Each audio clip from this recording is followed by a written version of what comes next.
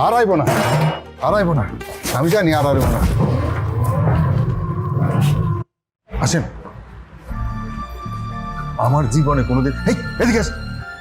শুনেন, আপনার নিয়ে আমি যে বিপদে পড়ছি, আমার জীবনে কোনোদিন আমার কথা শুনেন। আমাকে আমি আমি কি করতেছি শুনেন। আমি এত রাত পর্যন্ত কোনোদিন অটো চালাই না।